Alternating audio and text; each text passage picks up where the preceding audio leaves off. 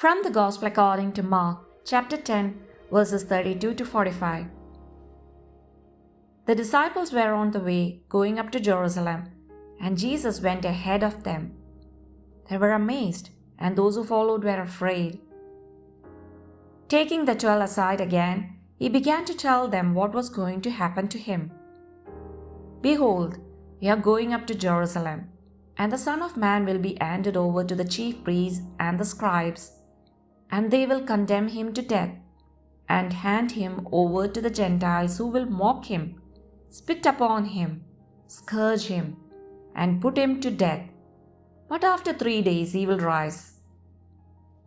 Then James and John, the sons of Zebedee, came to Jesus and said to him, "Teacher, we want you to do for us whatever we ask of you."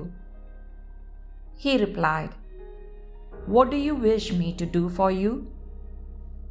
They answered him, "Grant that in your glory we may sit one at your right and the other at your left."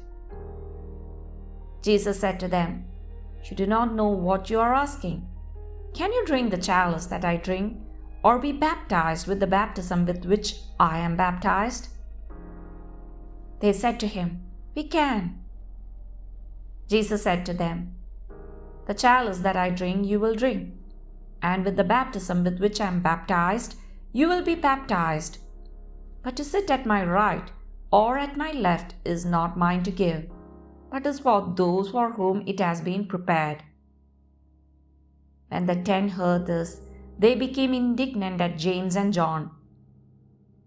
Jesus summoned them and said to them, "You know that those who are recognized as rulers over the Gentiles lord it over them, and their great ones make their authority over them felt. But it shall not be so among you. Rather, whoever wishes to be great among you will be your servant. Whoever wishes to be first among you will be the slave of all. For the Son of Man did not come to be served, but to serve, and to give his life as a ransom for many." Who is great? Who is first for God? First of all, Jesus looks at behavior which those who are supposed to rule over the Gentiles risk assuming, to lord it over them. Jesus points out to the disciples a completely different context. "But it shall not be so among you." This community follows another rule, another logic, another model.